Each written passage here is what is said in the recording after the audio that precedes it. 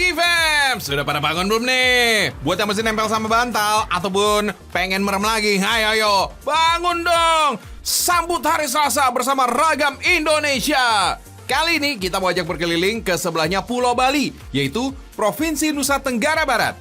Mulai dari balapan kerbau yang serunya heboh, rujak seruntul yang nikmatnya super mantul, bergumul saat panen buah sentul, serta menantang kepedesan sambal masin jotang. Gimana? Kece badai kan semua? Kalau gitu, yuklah kita kemon sekarang juga. Yeehaw!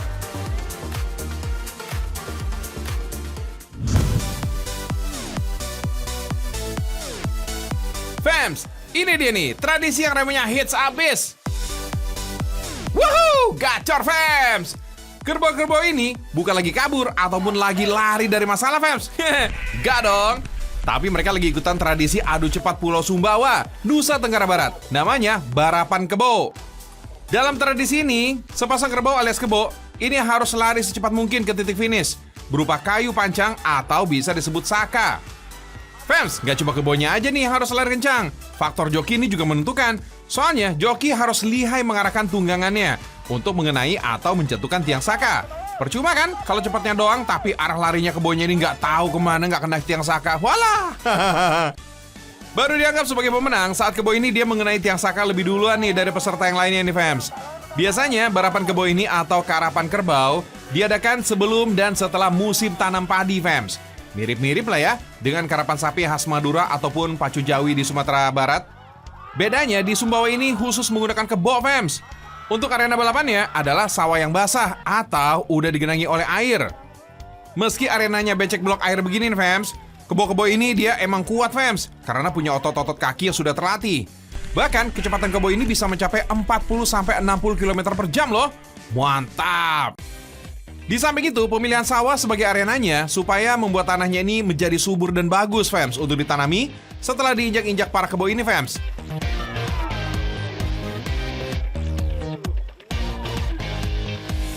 Anyway, namanya balapan ini tentu dong ada garis startnya.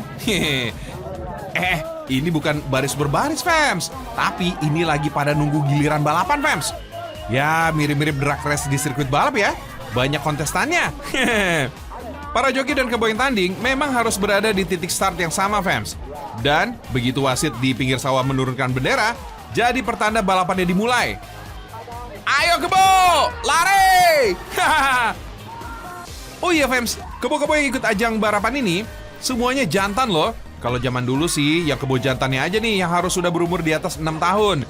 Bahkan kalau belum dewasa oleh pemuka adat di sini dilarang untuk ikut.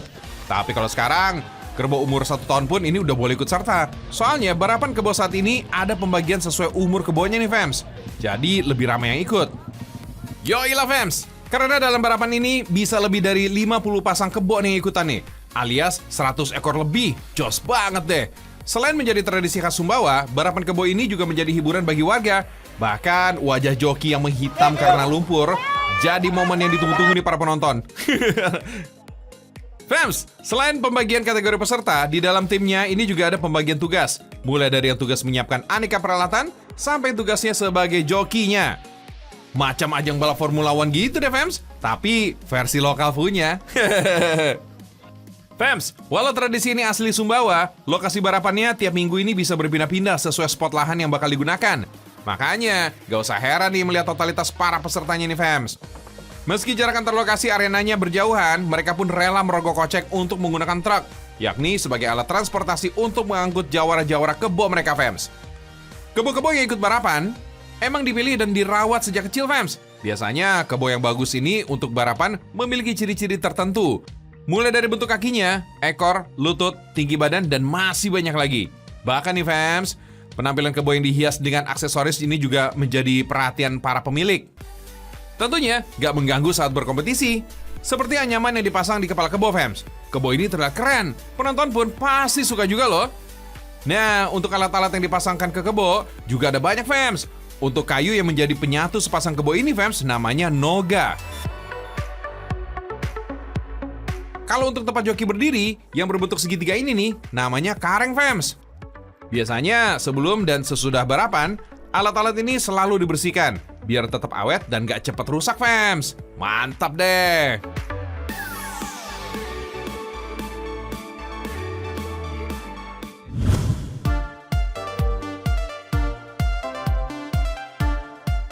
Habis festivalan, sekarang waktunya kulineran. Yeah! Ini dia nih, makanan yang sempat viral di Pulau Lombok, fams. Sekilas sih, lagi pada ngulek sambal rujak buah biasa nih, fams. Tapi jangan salah, fams. Ini bukan sembarang rujak. Karena sambal rujak yang digunakan ini adalah terasi. Wih, kayak apa rasanya ya? Penasaran kan, fams? Apalagi lihat hasil ulekannya. Mengundang selera banget. Kalau disantap, langsung kebayang, fams. Rasanya yang super segar. Belum lagi lihat warungnya yang sederhana, tapi banyak pembelinya. Jadi makin pengen nyobain kan?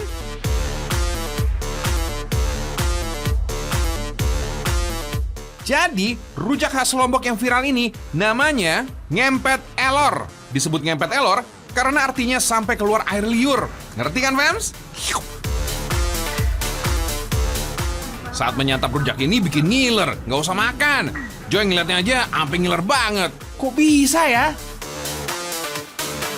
Karena rujak ini menggunakan terasi lalu ditambah dengan cabai yang tingkat kepedesannya bisa sesuai selera kamu nih, fams. Mantul!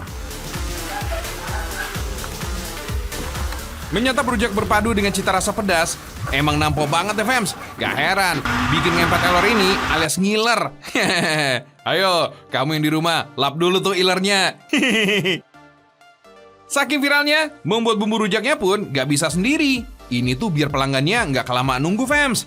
Lalu juga gak cuma satu cobek aja yang digunakan. Kalau cuma satu cobek, ya tetap lama-lama juga dong nunggunya.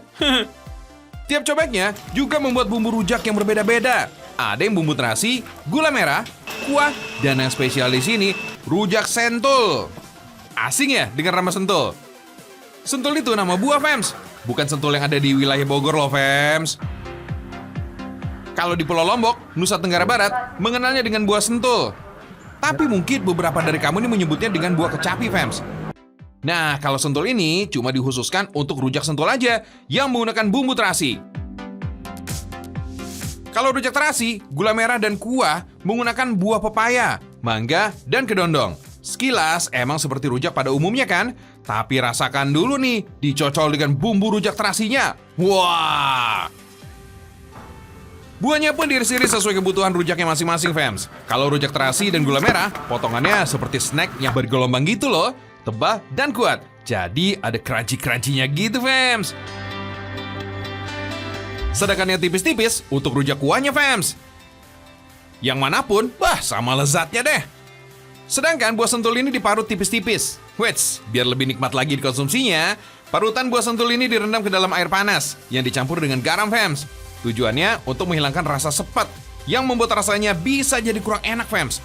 Kalau udah direndam sih, bakal jadi enak, fams. Rujak sentul juga menggunakan bumbu terasi sebagai cita rasa kelezatannya. Gak heran ya kalau bikin ngiler. Ngeliatnya aja udah kebayang-bayang lezatnya tuh. Belum lagi buah sentul ini juga memiliki banyak kandungan yang baik untuk tubuh kita, fams. FYI nih, fams, buah sentul ini alias kecapi memiliki khasiat anti-inflamasi. Bahkan di beberapa daerah ada yang menggunakannya sebagai peredam perut kembung.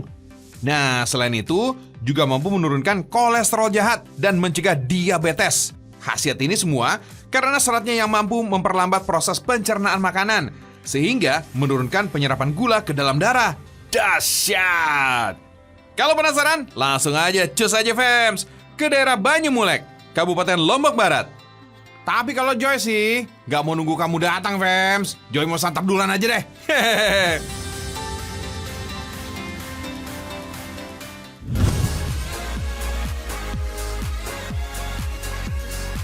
Fams, buah berwarna kuning keemasan yang bentuknya pipi cenderung bulat alias buah sentul ini masih ada yang tumbuh secara liar di Pulau Lombok, Nusa Tenggara Barat. Kalau zaman dulu, masyarakat Betawi, buah sentul ini banyak ditanam di pekarangan rumah, fams. Tapi kalau sekarang, udah rada sulit nih kayaknya untuk menemukan rumah yang pekarangannya masih ada tanaman buah sentul atau kecapi ini. Banyak gedong sekarang mah. Di Pulau Lombok sendiri, masih mudah nih ditemukan pohon buah sentul di Kabupaten Lombok Barat, tepatnya di daerah Lingsar. Pohon buah sentul ini termasuk pohon yang cukup besar, tingginya ada sekitar 8 meteran. Bahkan yang udah tua bisa sampai 30 meter, fams, pohon ini. Kalau lagi berbuah, pasti langsung rimbun banget nih pohonnya.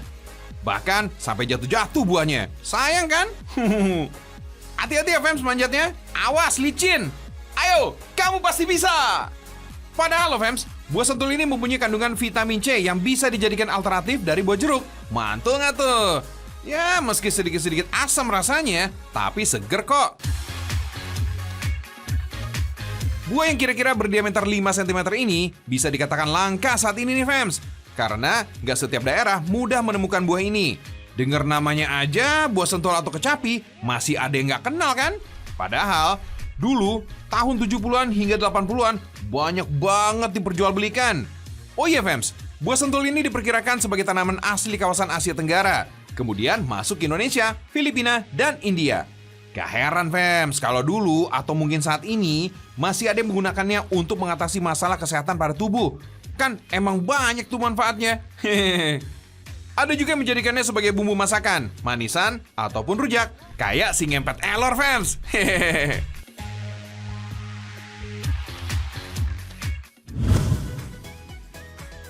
Habis keseruan dalam tradisi khas, jangan lupa nih sama oleh-oleh dari Nusa Tenggara Barat yang satu ini nih Fems. Namanya sambal masin jotang. Cita rasanya yang double pedas, ini dijamin bikin menantang lidah. Rahasia kelezatan sambal ini karena berbahan udang rebon yang difermentasi dengan bumbu-bumbu khas dalam beberapa minggu Fems. Semua prosesnya pun ini masih dilakukan manual Fems. Makanya butuh waktu yang cukup lama nih untuk membuatnya. Bahkan ada juga loh yang sampai berbulan-bulan agar menghasilkan rasa yang khas. Lalu, selama proses fermentasi berlangsung, jangan dibuka wadah penyimpanannya ya Fems, karena dapat membuat rusak dan malah menjadi nggak kepake sambalnya nanti Fems. Tapi kalau udah jadi, sebanding kok dengan kelezatannya. Udang rebon yang mudah busuk pun ini diolah menjadi produk yang laris dicari orang. Fems, udang itu tinggi protein, tapi karena proses fermentasi yang menggunakan garam, membuat proteinnya berubah menjadi asam amino. Selain sebagai pengawet alami, asam juga memberikan rasa yang berbeda pada makanan. Nah, ada hal yang wajib diingat nih Fems. Saat mengemas ke dalam botol plastik, yaitu sambal, harus benar-benar dalam keadaan dingin terlebih dahulu.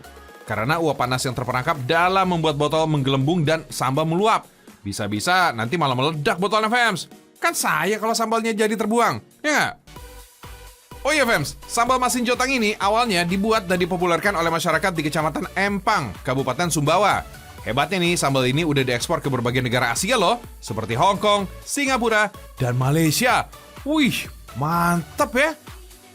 Masa sih kamu nggak mau nyobain sambal masin jotang ini? Josie mau nambah terus, mumpung stoknya banyak. Hahaha.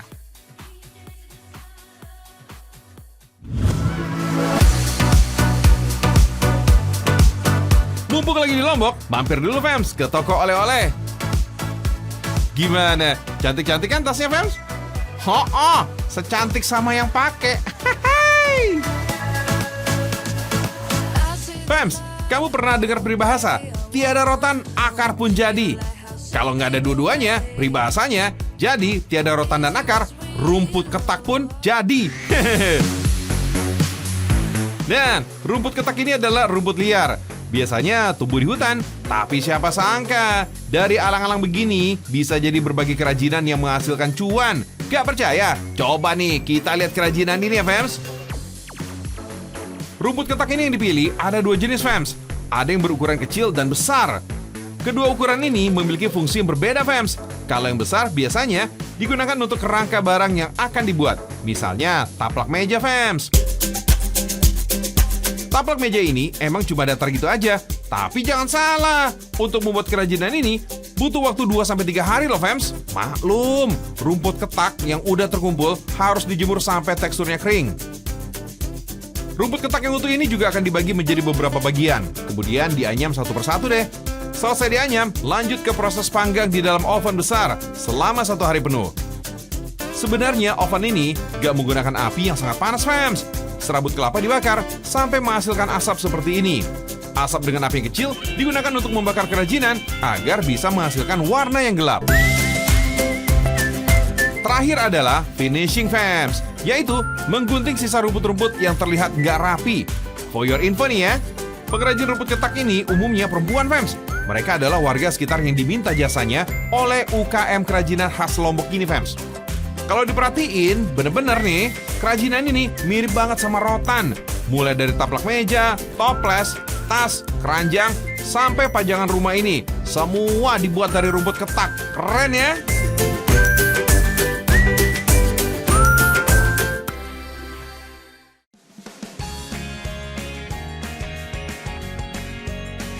Fems, balik lagi nih barengan sama Ragam Indonesia. Nah, sekarang Joy mau ajak kamu nih mengupas soal telur nih, Fems. Bukan soal harga telur yang susah turunnya, bukan. Tapi berbagai keunikan dari telur. Mulai dari bebek Rambon, si bebek jagoan petelur, telur asin rasa pedas yang siap bikin lidah panas, minum teh dalam telur yang bikin stamina oke, cicipin krim sup dari cangkang telur, rendang telur yang rasanya nendang, serta cuan dari bagi telur yang menjanjikan. Banyak banget kan? Ya udah kalau gitu, yuk kita lihat tayangannya ya. Ini dia.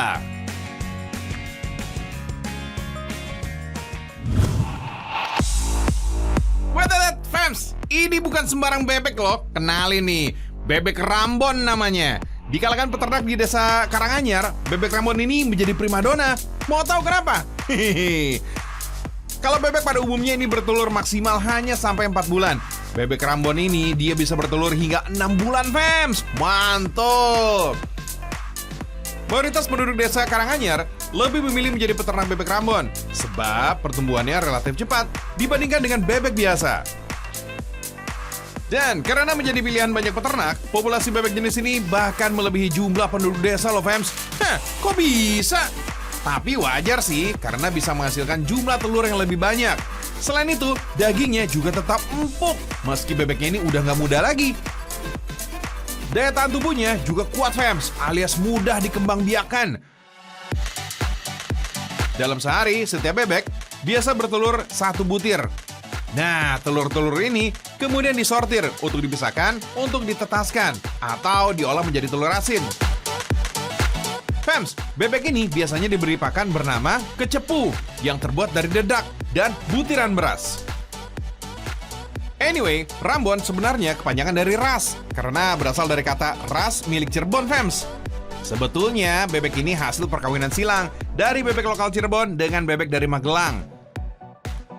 Fems, calon telur yang akan ditetaskan dilihat dengan adanya titik hitam di dalam cangkang telurnya. Titik hitam ini adalah embrio yang memungkinkan untuk bisa dikembangbiakan. Telur dengan titik hitam kemudian diletakkan di dalam mesin penetas, Fems. Mesin ini diatur dengan suhu 37 derajat Celcius atau suhu yang sama jika telur ini dierami oleh induknya. Telur-telur ini otomatis bisa menetas saat usianya sudah menginjak 30 hari. Jumlah telur yang ditetaskan dengan mesin ini lebih banyak dibandingkan dengan cara alami, Fems. Soalnya nggak terpengaruh oleh cuaca dan risiko terinjak oleh induknya. Fems, telur yang tidak terdapat bintik hitam berakhir jadi olahan telur asin kayak gini, Fems.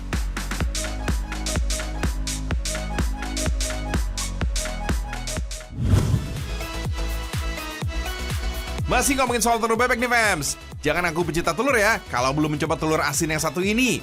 Dari Garut, Jawa Barat, ada telur asin pedas yang rasanya bikin lidah panas. Tuh, lihat aja tuh. Warna telurnya merah merona. Katanya sih, telur asin ini menjadi sumber pangan eksklusif yang hanya dijual terbatas untuk warga ibu kota pada tahun 1950-an. Tapi itu dulu. Sekarang, telur asin ini bisa dimakan siapa aja, Fems. Bahkan, varian telur asin ini udah semakin banyak. Kayak telur asin dengan level pedas ini, pokoknya selera makan bisa meningkat drastis. Kalau rasa asin, telur diolah seperti biasanya kok. Telur dicuci sampai bersih dulu ya, Fems. Telur yang dipakai ini dari jenis telur bebek karena memiliki pori-pori yang lebih besar, sehingga cita rasa asin jadi lebih mudah menyerap. Lanjut, telur bebek dibungkus dengan abu gosok yang ditaburi garam. Oh iya, telur bebek di setiap daerah ini memiliki rasa yang berbeda-beda, Fems. Rasa ini dipengaruhi oleh panganan bebek. Kalau di Brebes, telur bebek ini rasanya lebih gurih, bertekstur padat, dan berwarna oranye karena diberi makan kerang laut yang dicampur bekatul. Nah, kalau udah rapi, tinggal diamkan nih telur bebek selama 10 hari. Jangan sedih, Fems. Ada kok telur asin yang udah jadi. Tinggal bersihkan aja nih dari sisa abu gosoknya. Tinggal memberikan cita rasa pedas telur aja, Fems. Bahannya ada cabai rawit segar, cabai keriting, bawang merah dan putih, daun jeruk, juga terasi udang. Semua bahan dihaluskan dengan cara di blender, Fems. Wah, kebayang gak tuh gimana rasa pedasnya? Rasa pedas cabai ini dihasilkan dari zat kimia bernama capsaicin.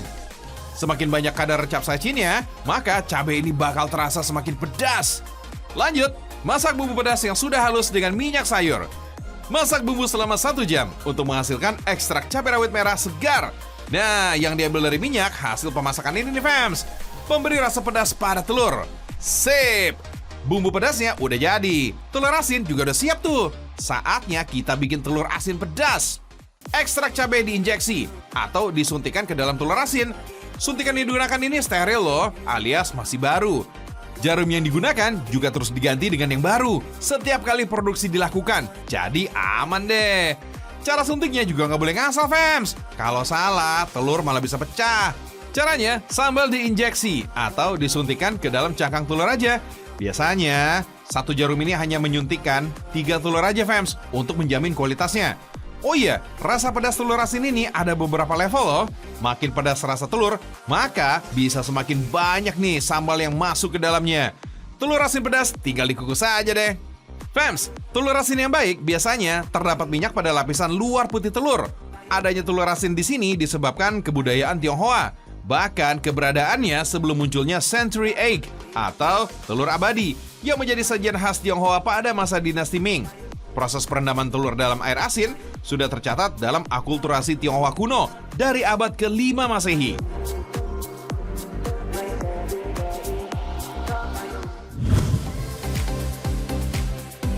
Dari Jawa Barat, loncat dulu nih ke Sumatera Barat, fams. Soalnya, di sini kamu harus mencicipi minuman telur berkhasiat khas Minang ini nih. Ini dia nih, teh talua. Minuman ini dikenal sebagai salah satu minuman penambah stamina. Teh talua ini umumnya diminum warga Minang yang hendak berladang atau pergi ke sawah. Tapi karena rasanya yang enak, akhirnya minuman ini dinikmati oleh semua kalangan. Kemudian juga menyebar sampai ke seluruh pelosok Nusantara. Mantap! Selain menjadi menu andalan kedai pinggir jalan, teh talua ini juga ada loh di kafe-kafe kekinian. Untuk membuatnya juga nggak susah fams. Ada 2 cara. Ada yang menggunakan mixer untuk mengocok telurnya, dan ada juga nih yang masih menggunakan teknik tradisional dengan lidi seperti ini nih. Nah, teh talua dengan teknik tradisional lebih menarik fams. Wajib nih kamu coba nih fams. Pertama-tama, pisahkan kuning telurnya. Yang dipakai untuk membuat teh talua hanya bagian kuning telurnya aja fams. Untuk membuat teh talua, telur yang dipilih ini harus telur ayam kampung fams. Selain lebih berkhasiat, telur ayam kampung ini juga tidak terlalu bau amis. Campurkan kuning telur, gula pasir, dan kayu manis bubuk. Lalu, kocok telur menggunakan lidi sampai warnanya berubah menjadi keputihan. Karena masih menggunakan teknik tradisional, jadi kocoknya lumayan memakan waktu fams. Capek. Kalau udah halus seperti ini, tinggal campur nih dengan teh panas. Jangan lupa ya, tambahkan juga creamer kental manis. Lalu hidangkan nih dengan sepotong jeruk nipis. Tara, teh taluanya udah jadi nih fams. Dari aromanya aja udah menggoda. Langsung aja deh dicicipin. Odeh maneh, lama benar rasanya. Hehehe. Rasa gurih, manis, dan pahit dari tehnya berpadu menjadi satu fams. Agak sedikit kental, tapi tetap enak fams. Sekali coba dijamin ketagihan. Hahaha.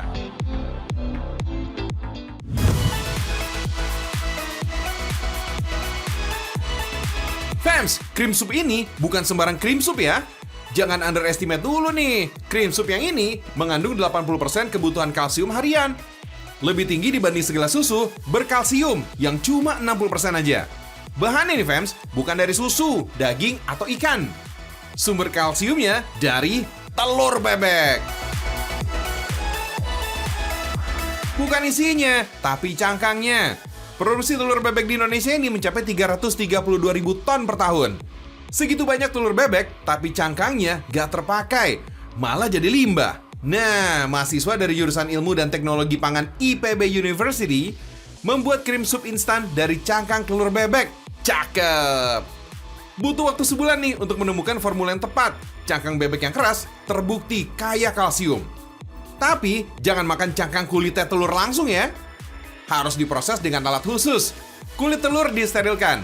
Kulit yang sudah halus dipisahkan dari kulit arinya. Hasilnya, tepung halus berwarna kebiruan. Proses instanisasi mengubah adonan menjadi bubuk kering siap seduh.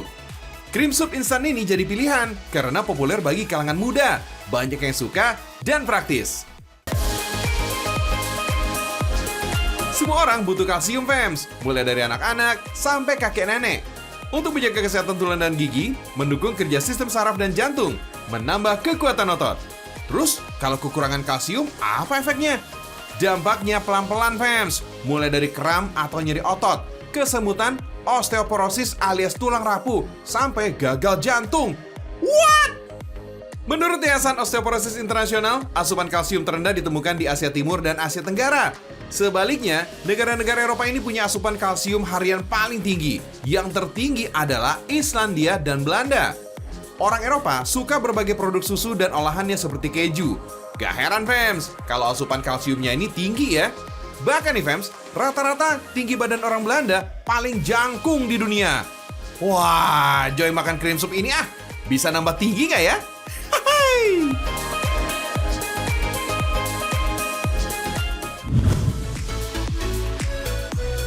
Nah, mumpung masih di Sumatera Barat nih, cobain dong rendang yang satu ini. Tapi yang ini beda dari biasanya. Rendang umumnya dibuat dari daging, tapi ada juga nih rendang dari telur, alias rendang talua. Kayak rendang ini nih, fams. Teksturnya kering dan renyah. Enak juga loh buat dijadiin cemilan. Telur ayam, tepung tapioka, jahe, laos, bawang putih, dan cabai merah ini bahan bakunya nih, fams. Haluskan bumbu dan campurkan semua bahannya. Proses pengadukan ini butuh waktu beberapa menit sampai bahan tercampur rata. Kemudian, adonan dimasak dengan kuali dan api yang besar. Segera nih supaya nggak gosong dan angkat deh. Prosesnya dibuat seperti kulit risoles, fams. Lihat nih, teksturnya lembut dan gak terlalu kering, fams. Kemudian dipotong kecil-kecil, fams. Nah, adonan inilah yang disebut sebagai talua. Tinggal campur dengan bumbu rendang aja deh. Bumbunya masih sama dengan rendang biasa. Kelapa yang dipilih harus tua untuk menghasilkan santan berkualitas. Oh iya, santan tidak dapat dipisahkan dari makanan ranah Minang. Santan sudah dipakai masyarakat Minang secara turun-temurun. Dalam sehari, ada 500 butir kelapa untuk membuat masakan di sini. Santan tinggal dimasak dengan bawang, daun salam, dan bumbu rendang. Masak hingga santan mendidih, fams. Nah, teknik inilah yang dikenal dengan sebutan marandang, alias merendang. Sebenarnya, rendang menjadi teknik memasak, bukan nama masakannya, fams. Proses memasaknya lama membuat rendang ini lebih awet. Kira-kira ada 16 macam bumbu nih yang digunakan dalam pembuatan rendang. Nah, bumbu bisa sebagai anti mikroorganisme dan mengandung antioksidan, sehingga dipercaya bisa sebagai pengawet alami. Baru deh, masukkan talua alias telur. Ingat ya, fams, rendang harus terus diaduk non-stop sampai 1,5 jam. Fams, sejak rendang dinobatkan sebagai makanan terlezat di dunia, rendang talua ini juga ikut naik daun, fams. Soalnya banyak orang yang penasaran karena rendang telur ini bentuknya nggak bulat. Setelah matang, rendang talua tinggal ditiriskan saja. Peras untuk memisahkan bumbu dan minyaknya. Proses pemisahan ini juga masih dilakukan secara tradisional dengan alat yang disebut pangaci. Kalau udah kering, bumbu rendang ini bisa dicampur dengan talua. Sebenarnya varian rendang ini ada banyak, fams. Gak cuma daging aja. Bahan yang dipakai ini bisa dari jamur, sapi sampai belut ini juga ada, fams. Tapi tetap kalau kesini jangan lupa beli ya rendang talua ini untuk oleh-oleh. Oke? Hehehe.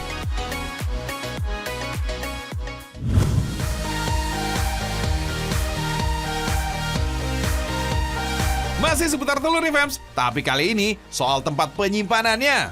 Ini dia nih, tempat penyimpanan telur ayam atau biasa disebut egg tray. Just info aja nih, fams. Telur ini merupakan salah satu bahan makanan favorit untuk warga plus 62. Karena tingginya konsumsi telur, bukan cuma peternak unggas aja nih yang kecipratan berkahnya. Produsen pembuatan baki telur ini juga ngerasain rezekinya nih, fams. Ada 2 jenis egg tray, fams.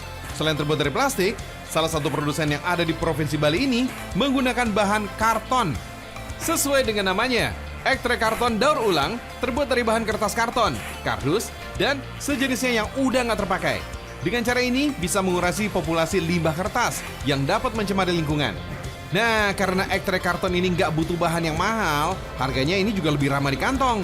Jika dibandingkan dengan bahan plastik, selisihnya bisa 8-10 kali lipat.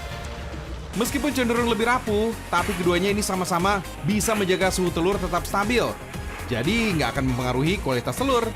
Bagi telur ini dipasarkan sampai ke seluruh penjuru Pulau Bali. Bukan yang nggak mampu dikirim ke wilayah lain, fams. Soalnya biaya pengirimannya ini lebih mahal daripada biaya pembuatannya. Nah, buat kamu yang tertarik sama usaha yang satu ini, yang terpenting ini adalah modal alat-alatnya, fams. Maklum, bagi telur bukan produk kerajinan tangan. Jadi, semua proses ini menggunakan mesin dengan kapasitas besar. Selanjutnya, lokasi juga menentukan prestasi. Kalau daerahnya sering hujan, sebaiknya pikir-pikir dulu deh kalau mau berkecimpung di dunia bagi telur. Soalnya nih, fams, proses penjemuran ini cuma bisa mengandalkan matahari, fams. Kalau sering kena hujan, ntar bakinya jadi lebih cepat berjamur lagi dan susah buat dijual.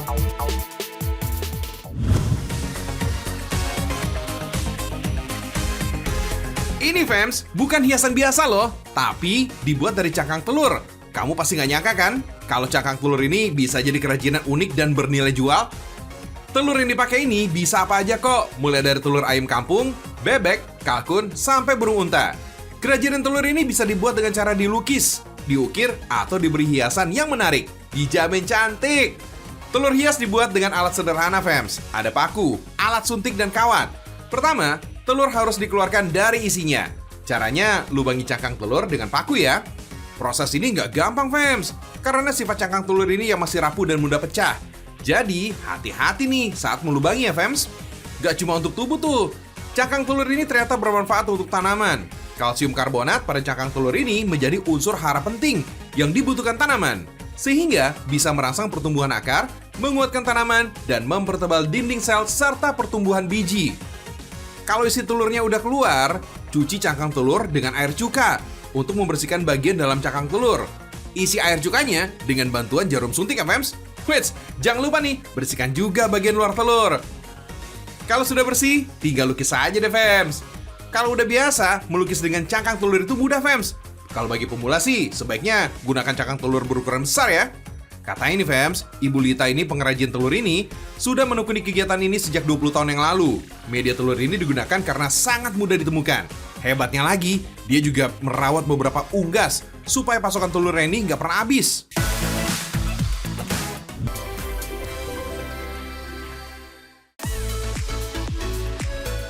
Gimana, fams? Semoga informasi yang disajikan tadi bisa menambah kecintaan kita terhadap Indonesia ya. Mulai dari pesona Nusa Tenggara Barat, bikin siapapun jadi terpikat, dan juga beragam keunikan dari si bulat telur. Makanya, setiap pagi nonton terus Ragam Indonesia. Dari Senin hingga Jumat, mulai jam 5:15 waktu Indonesia bagian Barat. Tentunya hanya di Trans 7.